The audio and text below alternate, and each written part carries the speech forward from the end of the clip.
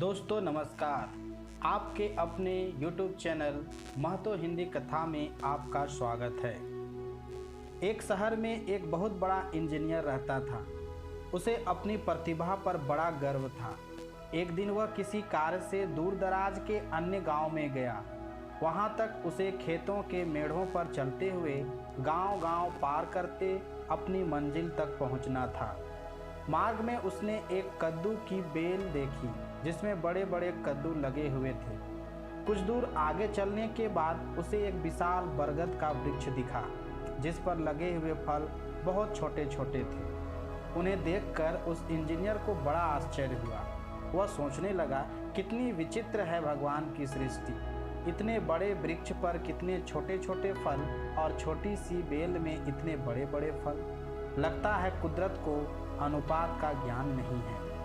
अंततः इंजीनियर उस गांव में पहुंचा जहां उसे काम था और वहां का काम पूरा कर शीघ्र लौट आया। लौटते समय धूप तेज हो गई थी, इसलिए उस बरगद की घनी छाया में लेट गया। कुछ देर बाद उसकी आंखें खुली तो देखा कि उसके ऊपर और आसपास चारों ओर बरगद के छोटे छोटे फल गिरे हुए थे। अचानक उसकी बुद्धि खुली।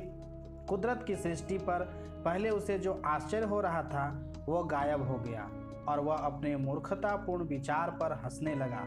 यदि बरगद पर भी कद्दू जितने बड़े फल लगे होते तो मेरे ऊपर उनके गिरने से मेरे सिर के टुकड़े हो गए होते।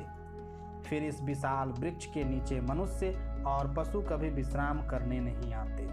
भगवान कितना महान है और कितना श्रेष्ठ इंजीनियर है। मनुष्य उसकी रचना को अपनी बुद्धि के अनुसार समझने की कोशिश करता है, लेकिन यह नहीं समझ पाता कि उसने कौन सी चीज़ किस प्रयोजन से बनाई है। लेकिन उसकी पूरी सृष्टि में एक क्रम है, व्यवस्था है, नियम है, प्रयोजन है और उसी में सभी प्राणियों का हित छुपा है। एक महान संत थे। उनके पास सत्य की खोज कर रहा एक साधक आया और पूछने लगा, सत्य क्या है, मुझे बताइए। संत साधक को देखकर बोले, आज यहाँ पानी उपलब्ध नहीं है और मुझे बहुत प्यास लगी है। पहले तुम मेरे लिए कहीं से पीने का पानी ले आओ, तभी तुम्हारे प्रश्न का उत्तर दे सकूंगा। साधक पानी की खोज में निकला और रास्ते में जो पहला घर मिला वहीं दस्तक दी। एक अत्यंत सुंदर स्त्री ने द्वार खोला। एक दूसरे को देख दोनों प्रेम में पड़ गए। दोनों ने विवाह कर लिया और फिर उनके बच्चे हुए। एक दिन मूसलाधार बारिश होने लगी और कई दिनों तक चलती रही। पानी थमने का नाम नहीं ले रहा था। जब घर द्वार भी पानी में डूबने लगे और घर बहने को हुआ तो वह साधक गृहस्थ पत्नी का हाथ पकड़कर बच्चों को कंधे पर लेकर चलने लगा। लेकिन पानी की तेज धार में जब वे सब बहने लगे तो वह चिल्लाया, बचाओ।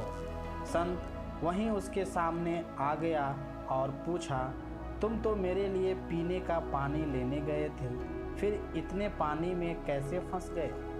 यह कथा बताती है कि किस तरह हम समय की भाषा में सोचते हैं और समय के सहारे जिए चले जाते हैं और पलायन में एक प्रिय साधक के रूप में भविष्य का आविष्कार कर लेते हैं। धन्यवाद।